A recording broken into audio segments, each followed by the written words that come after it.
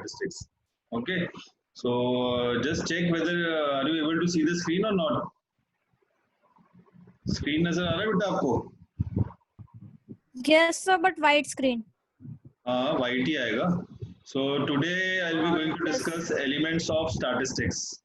ठीक है, elements of statistics. तो इसमें ठीक है, this is the subject name. सबसे पहले तो आपको ये याद रखना है, ये सब्जेक्ट का नाम है, एलिमेंट्स ऑफ स्टैटिस्टिक्स, जो अभी हम पढ़ेंगे.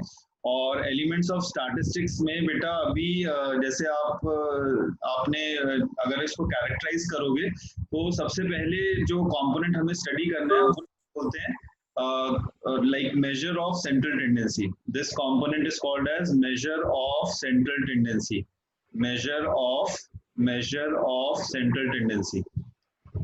ठीक है, measure of central tendency. So elements of statistics में जो सबसे पहले हम लोग concept पढ़ेंगे उसको हम बोलते हैं measure of central tendency. Measure of central tendency is a very vast concept जिसको आप study करोगे. और measure of central tendency का बेटा मैं like जैसे अगर मैं आपसे पूछना चाहूँ, आपको कुछ idea है what do you understand by measure of central tendency?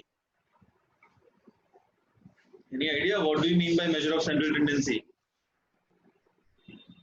चलो एनीवेज, अगर आपको आइडिया नहीं है मैं आपको एक एग्जांपल देता हूँ. लेट अस से these are the students, student A, student B, student C, student D and student E. Let us से BCA में 50 बच्चे ना मान के हम लोगों ने 5 बच्चे मान लिए, एंड फॉर दीज 5 स्टूडेंट्स हम लोगों को मार्क्स लिखा हुआ है, like marks obtained by these 5 students. So marks obtained by the 5 students that will be going to study. Just give me a moment.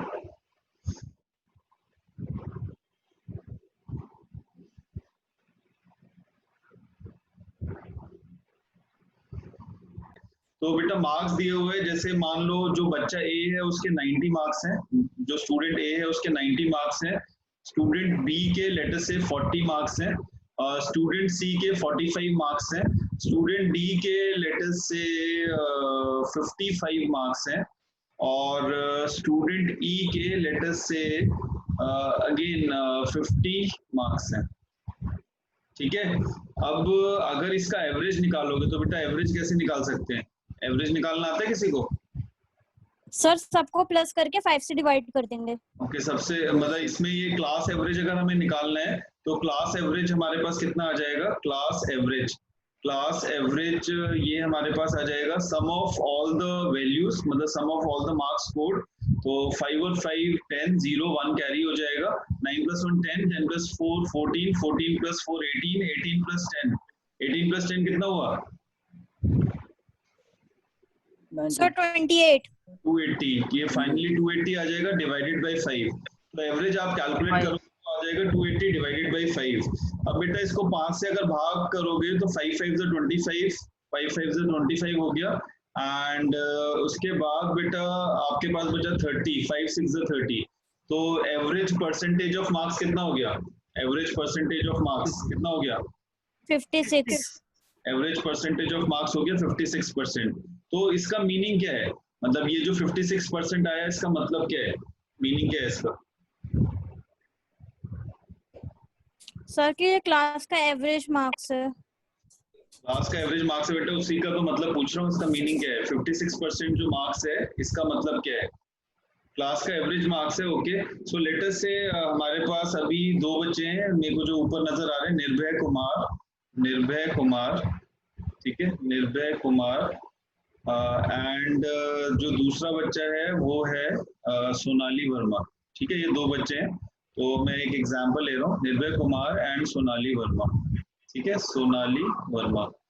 तो लेट अस से निर्भय कुमार तो HR है TCS का, ये है एक HR है, ह्यूमन रिसोर्स मैनेजर है TCS में. ठीक है, टाटा कंसल्टेंसीज में. और सोनाली जो है she is an HR in I energiser. ठीक है, और मैं मेरा नाम तो आपको पता ही होगा, मेरा नाम है अतुल. ठीक है, तो Atul Chauhan, and I am basically BCA coordinator. मैं BCA कोऑर्डिनेटर हूँ hiring business school, BCA coordinator. ठीक है, तो अभी बेटा क्या हो रहा है, जैसे अभी हम लोग क्या अज्यूम कर रहे हैं कि मैंने निर्भय को कॉल किया, मतलब निर्भय को कांटेक्ट किया और निर्भय को बोला कि हमारे पास BCA के 120 स्टूडेंट्स हैं और ये स्टूडेंट्स का हमें प्लेसमेंट कराना है। हमारे पास BCA के 120 स्टूडेंट्स हैं जिनका प्लेसमेंट कराना है। तो निर्भय का पहला क्वेश्चन क्या होगा? निर्भय का पहला क्वेश्चन बेटा क्या होगा? ये स्टूडेंट्स, निर्भय का पहला क्वेश्चन क्या ये होगा? कि आपके कॉलेज का एवरेज मार्क्स कितना है? क्या, फिर से बोलो। कॉलेज का एवरेज मार्क्स कितना है? Very good. बैच का एवरेज परसेंटेज क्या है? निर्भय का पहला क्वेश्चन होगा बैच एवरेज परसेंटेज कितना है?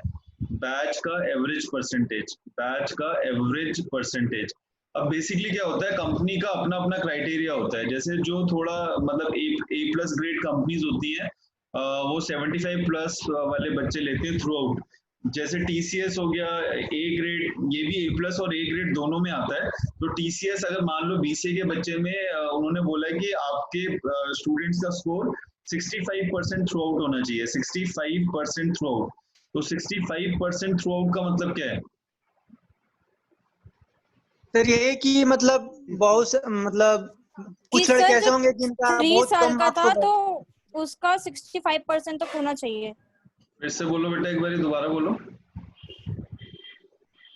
सर जैसे किसी लड़के का फर्स्ट सेम में 65% से कम है, okay? वैसे ही मतलब और दूसरे सेमेस्टर में किसी में ज्यादा है, किसी में कम है, किसी में ज्यादा है, किसी में कम है, लेकिन जब हम लोग इसके एवरेज निकाले वो कम से कम होना चाहिए 65%। ओके, और कोई? सोनाली आप क्या बोल रहे हो बेटा? 65% थ्रू आउट का मीनिंग क्या होता है? सर कि अब उसका क्राइटेरिया कि अगर उसका 65% होना चाहिए कि मतलब उसका मतलब ये क्राइटेरिया कि जो बच्चा सेमेस्टर पास कर रहा है तो हर सेमेस्टर में उसको एटलीस्ट 65% से 65% या उससे above स्कोर करना है। Okay. Anybody else? Anybody else?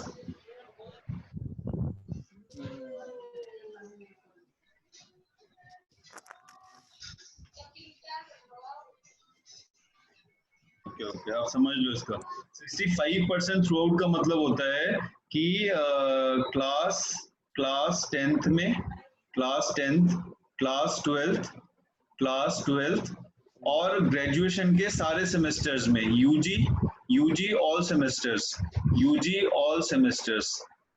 ठीक है। क्लास 10th, क्लास 12th और यूजी ऑल सेमेस्टर्स में जो एवरेज आना चाहिए वो 65% या उससे ज्यादा आना चाहिए। मतलब बच्चे का एवरेज क्लास 10th में भी 65% से ऊपर होना चाहिए, तो यहाँ पे भी 65+ आ जाएगा।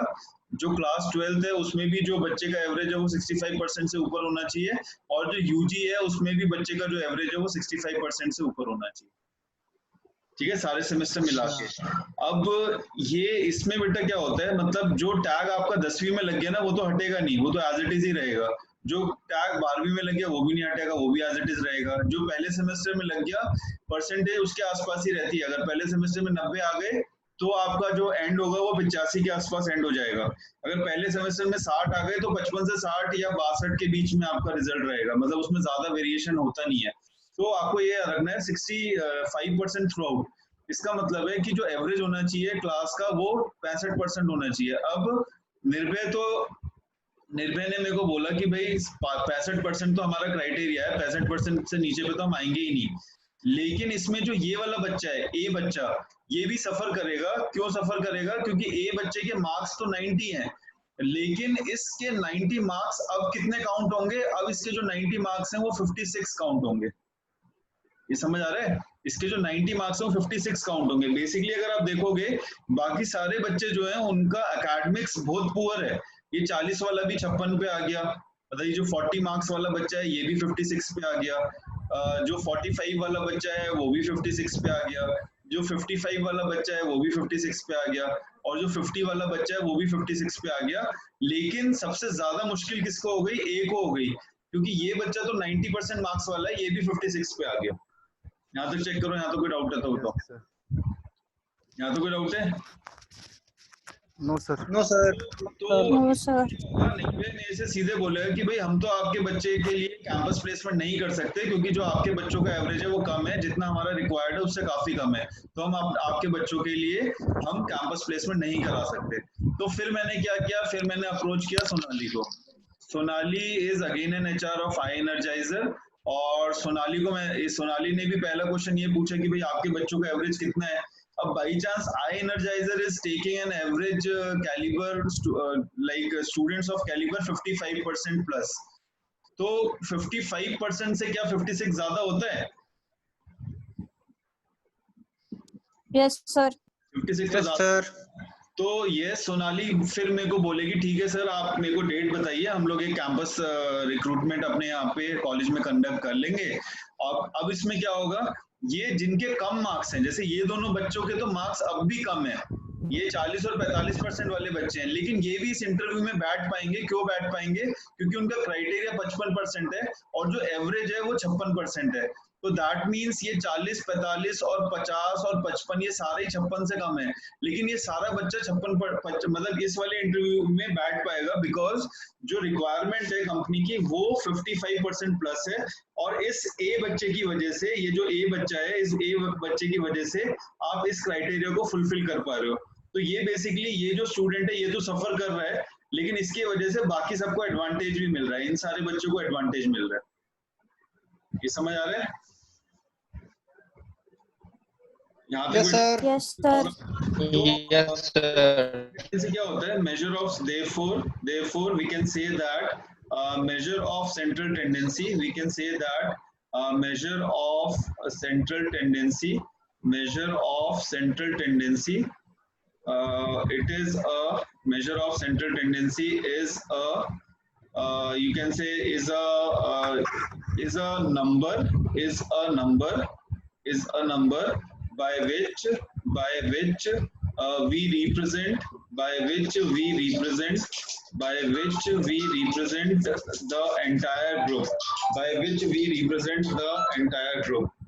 which we represent the entire group, यहाँ तक चेक करो बेटा, यहाँ तो कोई डाउट है तो बताओ।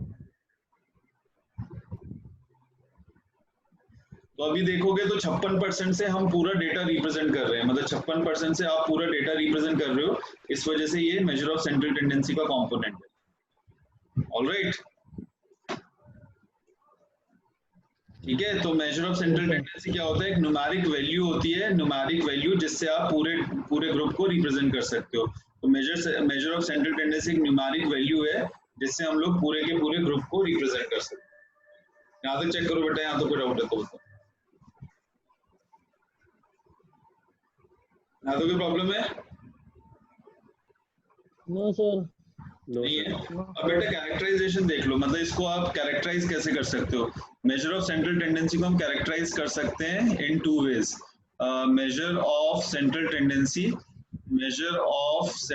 Tendency it can be characterize in two ways, ठीक है। इसको आप दो तरीके से कैरेक्टराइज कर सकते हो। कौन से तरीके हैं इसमें बेटा? जो पहला मेथड होता है उसको हम बोलते हैं अर्थमेटिक मेजर।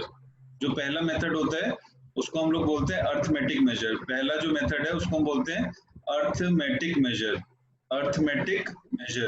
और जो दूसरा क्राइटेरिया होता है जिसके बेसिस पे हम इसको डिफाइन कर सकते हैं उसको हम बोलते हैं पोजिशनल मेजर। जो दूसरा मेजर होता है उसको हम बोलते हैं पोजिशनल मेजर, ठीक है। जो दूसरा मेजर है उसको हम बोलेंगे पोजिशनल मेजर। और जो अर्थमेटिक मेजर होता है इसमें बेटा आप लोगों ने बचपन से पढ़ा है, सबसे पहला जो कंपोनेंट होता है उसको हम बोलते हैं अर्थमेटिक मीन, उसको हम बोलते हैं अर्थमेटिक मीन, या फिर हम इसको सीधे मीन बोलते हैं। अर्थमेटिक मीन या फिर हम इसको सीधे मीन बोलते हैं। जो दूसरा मेजर होता है उसको हम बोलते हैं geometric mean, GEOMETRIC, geometric mean. और जो तीसरा मेजर होता है बेटा उसको हम लोग बोलते हैं harmonic mean, HARMONIC, harmonic mean. तो ये तीन मेजर्स इंपॉर्टेंट हैं जो आपको पढ़ने हैं, arithmetic mean, geometric mean and harmonic mean. यहाँ तक चेक करो, यहाँ तो कोई डाउट है तो बताओ। No sir. ओके, तो arithmetic mean, geometric mean and harmonic mean. Alright, यहाँ तो कोई डाउट है? और positional No, sir. No, sir. Positional measures में जो आप लोगों को पता है पोजिशनल मेजर्स, उसमें आ जाता है सबसे पहले आ जाता है मीडियन, सबसे पहले आ जाता है मीडियन, फिर आ जाता है बेटा मोड, जो सेकंड मेजर है उसमें आ जाता है मोड, और जो थर्ड मेजर है उसमें फिर आ जाता है क्वार्टाइल, QUARTILE, जो नेक्स्ट मेजर है उसमें आ जाता है डिसाइल, क्वार्टाइल डिसाइल, और फिर जो नेक्स्ट मेजर है उसमें आ जाता है percentile, PERCENTILE। So median, mode, quartile, decile and percentile, median, mode, quartile, decile and percentile. यहाँ तक चेक करो, यहाँ तक कोई डाउट है तो बताओ। नो सर, पढ़ा है सर ये। इसमें बेटा ये अगर आप देखोगे ना तो ये आप ऑलरेडी पढ़ चुके हो 7वीं 8वीं 9वीं 10वीं 11वीं 12वीं क्लास में, ठीक है।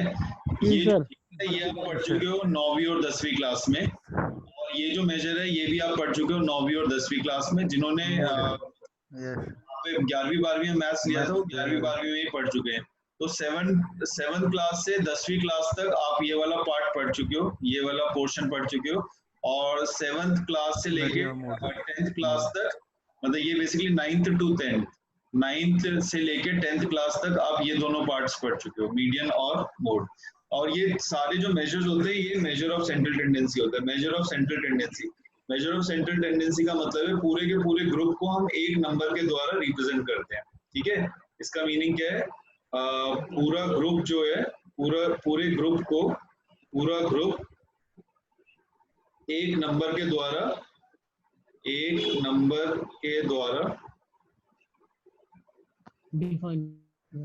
रिप्रेजेंट किया जाता है। ये समझ आ रहा है? Yes sir. इसमें कोई डाउट है बेटा? No sir.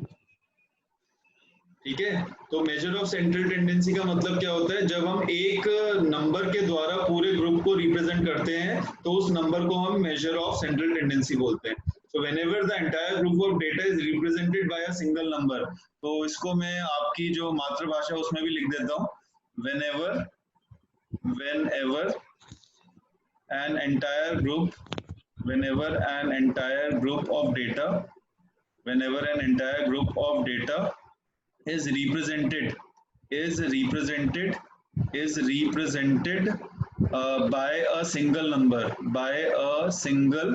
by a single number, then the measure is called as a measure of central tendency. Then the measure is called as the measure of central tendency. यहाँ तक check करो बेटा, यहाँ तक कोई डाउट है तो ये तो आपकी लैंग्वेज हो गई जो मातृभाषा है, और ये बेटा मतलब प्रोफेशनल लैंग्वेज है, तो दोनों में समझ सकते हो। इसमें कोई डाउट है तो यहाँ तो कोई इश्यू है? No sir. ओके, तो अभी तक बेटा मैंने आपको क्या बताया? अभी तक मैंने सबसे पहले आपको बताया एलिमेंट्स ऑफ स्टैटिस्टिक्स हमारे सब्जेक्ट का नाम है। तो सबसे बड़ी चीज है सब्जेक्ट का नाम अगर याद हो जाए तो इसका मतलब है आधा काम हो गया। सबसे पहले हमें सब्जेक्ट का नाम याद करना है। सब्जेक्ट का नाम क्या है? Elements of static, elements of central tendency. बेटा एलिमेंट्स ऑफ सेंट्रल टेंडेंसी नहीं है, एलिमेंट्स ऑफ स्टैटिस्टिक्स है। एलिमेंट्स ऑफ स्टैटिस्टिक्स, ये है सब्जेक्ट का नाम, elements of statistics. Most probably आपको शायद बोर्ड नजर आ रहा है या नहीं आ रहा? आ रहा है सर। यस कैसे सर। होते हैं? अच्छा, मतलब बता देना बेटा, मेरे को लग रहा है मैं बोले जा रहा हूँ, बोर्ड नहीं नजर आ रहा, फिर तो मुश्किल हो जाएगी। सर क्या लिखा है? कुछ बता सकते हो कोई? Sir yes elements sir. Of statics topic है मेजर ऑफ टेंडेंसी। अच्छा, मतलब स्टैटिस्टिक्स लिखा हुआ नजर आ रहा है ना, मतलब मेरा मेन ये है। यस हाँ सर। सर, दिखाया जा Yes, रहा है, sir. विजिबल है सर। तो फिर हमने बेटा मतलब जो सबसे पहले टॉपिक स्टार्ट किया वो है major of central tendency. Major of central tendency में मैंने बताया कि कैसे हम एक नंबर के द्वारा पूरे ग्रुप को रिप्रेजेंट कर सकते हैं।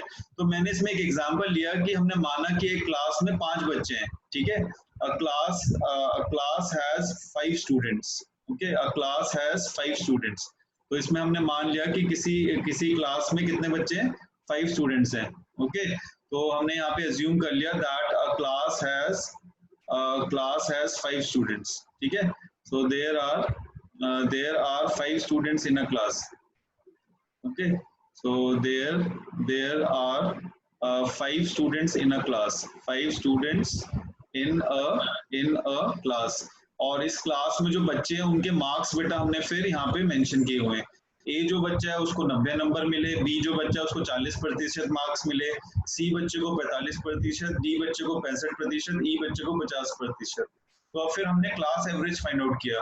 क्लास एवरेज कैसे फाइंड आउट करेंगे? सबको जोड़ देंगे और इसको 5 से भाग कर देंगे. तो क्लास एवरेज मेरे पास आ जाएगा 280/5. 280/5 मतलब 56% मार्क्स. फिर बेटा हमने ये किया कि हमने देखा लेटेस्ट से मार्केट में 2 कंपनीज हैं, एक TCS है और एक आई एनर्जाइजर है. इसमें like we have Nirbhay Kumar as the HR for TCS and Sonali Verma as the HR for I energizer. तो मैंने कांटेक्ट किया, मैं BCA कोऑर्डिनेटर हूँ हायरिंग बिजनेस स्कूल में. मैंने कांटेक्ट किया निर्भय कुमार को और मैंने बोला कि भाई आप हमारे कॉलेज में आइए और हमारे बच्चे का प्लेसमेंट करिए. मतलब प्लेसमेंट एक्टिविटीज में हमारे बच्चे पार्टिसिपेट करना चाहते हैं, तो अगर आपकी कंपनी आएगी तो it will be fruitful for you also and for we also. लेकिन उसने सबसे पहले मेरे से पूछा कि भाई आपका क्या मार्क्स कितना है, मतलब जो एवरेज मार्क्स है वो कितना है, स्टूडेंट्स का एवरेज मार्क्स कितना है. तो स्टूडेंट का एवरेज मार्क्स मेरा आ रहा है 56%. लेकिन इस कंपनी की रिक्वायरमेंट थी कि 65% थ्रू आउट होना चाहिए. 65% थ्रू आउट होना चाहिए इसका मतलब है 10वीं क्लास में भी 65% होना चाहिए, 12वीं में भी 65% होना चाहिए और यूजी में भी 65% होना चाहिए. तो मैं सीधे बोल दूंगा कि भाई हमारा तो 56% है, तो ये बोल देगा we can not come for campus recruitment. We cannot come for campus recruitment. और उसका रीजन ये लोग क्या देंगे? ये रीजन देंगे कि आपके जो बच्चे का एवरेज स्कोर है वो हमारे रिक्वायर्ड एवरेज स्कोर से नीचे है. तो ठीक है, मैं बोलूंगा कि कोई बात नहीं, I will move to some other company. तो फिर एक और कंपनी को मैंने कांटेक्ट किया, आई एनर्जाइजर को, जहाँ पे सोनाली HR है, और मैंने इनसे सेम बोला कि भाई हमारे बच्चे हैं, उनको आप प्लेस कीजिए. तो उन्होंने पूछा कि आपका एवरेज स्कोर कितना है, तो मैंने बोला 56% है. और इनका जो रिक्वायरमेंट था, इनका जो क्राइटेरिया था वो 55% था. तो what she will say yes okay, if it is 55% more than I will come. तो ये सारे बच्चे इस इंटरव्यू में बैठ सकेंगे. लेकिन इस कॉन्सेप्ट को या इस एग्जाम्पल को बताने का मेन उद्देश्य क्या है कि मेजर ऑफ सेंट्रल टेंडेंसी होता क्या है. अब बेसिकली ये जो 56% मार्क्स हैं, ये ए बच्चे के लिए भी हैं, ये मार्क्स बी बच्चे के लिए भी हैं, ये मार्क्स सी बच्चे के लिए भी हैं, डी के लिए भी हैं और ई के लिए भी हैं. अगर ए ने 90% मार्क्स लिए तो उसके अब मार्क्स हो गए 56%. बी ने अगर 40% मार्क्स लिए, इसके 56% हो गए. सी ने 45% लिए तो इसके भी 56 हो गए. डी ने 55% मार्क्स लिए, इसके भी 56 हो गए. ई ने 50% मार्क्स लिए, इसके भी 56 हो गए. तो मेजर ऑफ सेंट्रल टेंडेंसी क्या होता है? It is a number by which we represent the entire group. Measure of central tendency is a number by which we represent the entire set of data or entire group of data. यहाँ तक check करो, यहाँ तो कोई doubt है तो. यहाँ तक बेटा अगर कोई डाउट है तो पूछ लो. No sir. यहाँ तो कोई डाउट नहीं है तो फिर आगे वाले जो नो सर, नो. उसमें हमने देखा मेजर ऑफ सेंट्रल टेंडेंसी के कैरेक्टराइजेशन कैसे करोगे.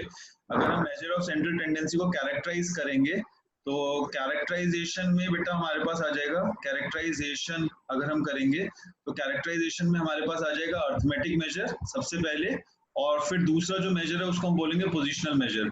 It can be characterize as arithmetic measure and positional measure. Arithmetic measure को आप डिवाइड कर सकते हो नंबर 1 अर्थमेटिक मीन में, जिसको हम मीन बोलते हैं. फिर बेटा इसको हम कर सकते हैं ज्योमेट्रिक मीन में, जिसको हम, ये ज्योमेट्रिक मीन होता है, इसको अभी हम पढ़ेंगे. और फिर हार्मोनिक मीन होता है.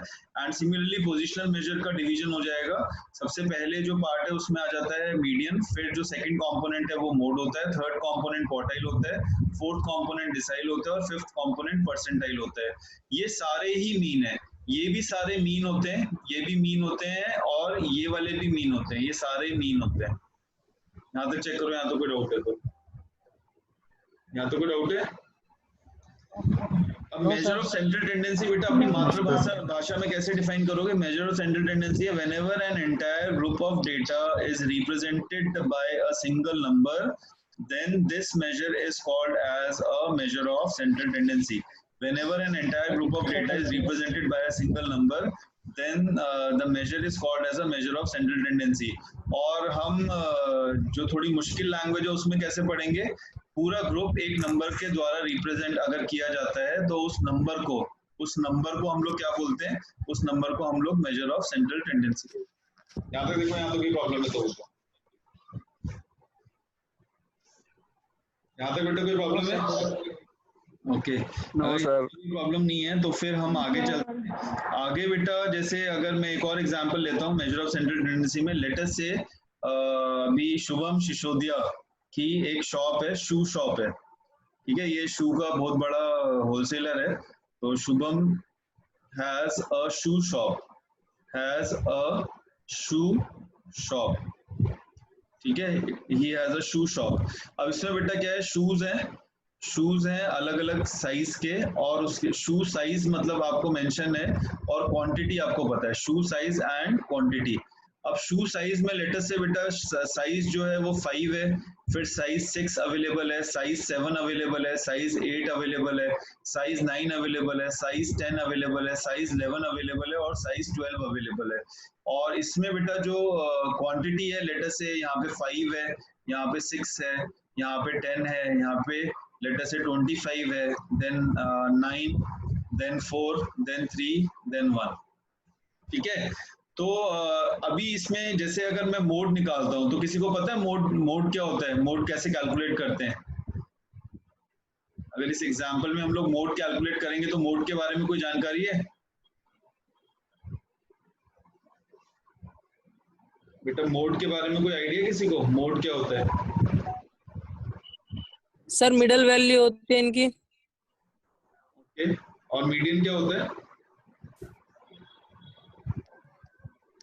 पता नहीं सर, भूल गया। मोड बेटा होता है फ्रीक्वेंटली अकरिंग ऑब्जर्वेशन। फ्रीक्वेंटली का मतलब होता है जो सबसे ज्यादा बार होगी। फ्रीक्वेंटली मतलब ज्यादा बार, जो सबसे ज्यादा बार आता है, ठीक है, ठीक है। Frequently occurring observation, frequently occurring observation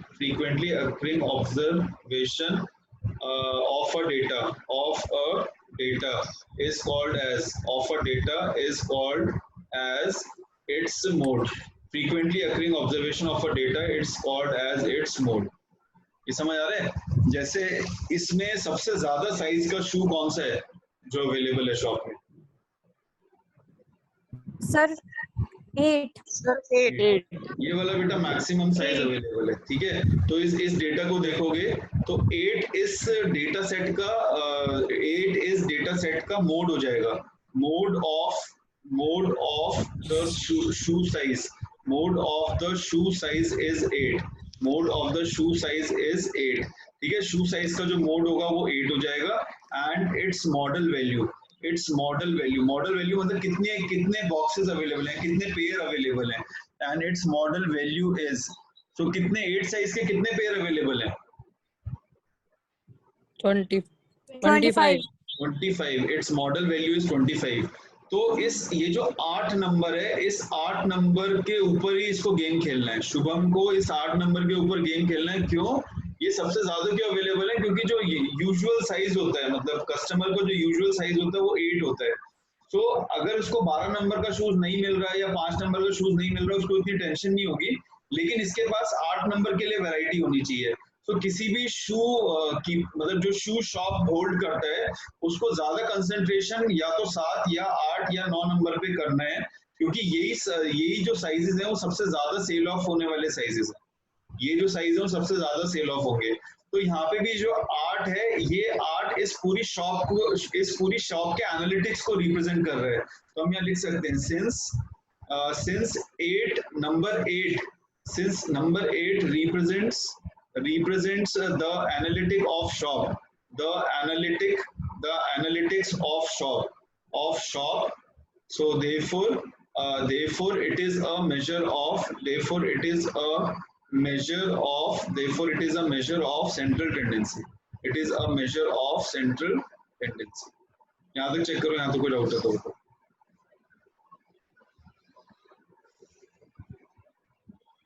यहाँ तक बेटा देखो, ये बेसिकली जो कॉन्सेप्ट है, जो हमने कॉन्सेप्ट पढ़ा है, इसको बोलते हैं concept of mode. This is called as concept of mode. यहाँ तो कोई इशू है? No sir. ओके फिर बेटा एक थोड़ा सा मैं आपको बता देता हूँ. जैसे मान लो हमारे पास लाइक हमारे पास नंबर्स हैं 9, 8, 3, 2 एंड 1 और आपको मीडियन कैलकुलेट करना है. तो मीडियन कैलकुलेट करने के लिए आपको बेटा क्या करना होता है, डेटा को असेंडिंग या डिसेंडिंग ऑर्डर में अरेंज करना पड़ता है. तो इसको मैं असेंडिंग ऑर्डर में अरेंज करूंगा. अगर असेंडिंग ऑर्डर में, तो सबसे पहले नंबर सबसे छोटा कौन सा है? 1, उसके बाद 2, उसके बाद 3, 3, 8, 9. 8, 9. तो जब आप मीडियन कैलकुलेट करते हैं, मीडियन का मतलब होता है मिड वैल्यू. मीडियन का मीनिंग क्या होता है? मीडियन का मतलब होता है मिड वैल्यू. मीडियन का मतलब होगा 3. तो जब आप बेटा मीडियन कैलकुलेट करोगे तो मीडियन के लिए आपको सबसे पहले चेक करना है, असेंडिंग ऑर्डर में डेटा करो. नंबर ऑफ ऑब्जर्वेशंस कितने हैं? Number of observations 5. बेटा इसमें 5 है. 5 ऑड होता है, इवन होता है? 5 ऑड है, odd. 5 is odd. Which is odd? Which is odd? Which is 5. odd. तो यहाँ पे बेटा जो Even. मीडियन क्या होगा? मीडियन हो जाएगा ऑब्जर्वेशन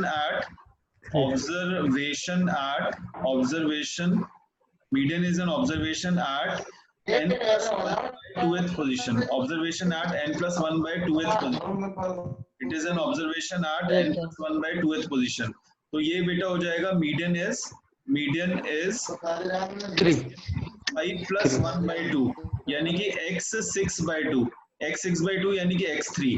तो ये बेटा ये वाली ऑब्जर्वेशन x1 है, ये x2 है, ये x3 है, ये x4 है, ये x5 है. तो ये वाली जो ऑब्जर्वेशन है ये मीडियन हो जाएगी. सो मीडियन यहाँ पे आ जाएगा 3.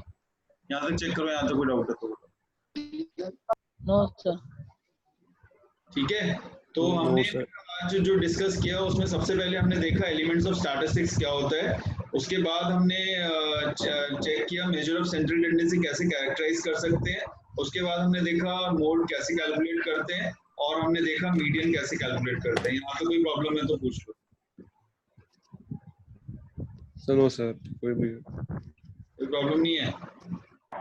No sir. बहुत अच्छा सर. हाँ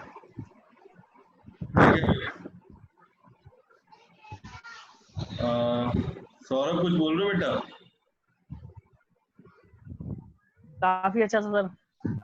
क्या समझ में आ रहा है सर.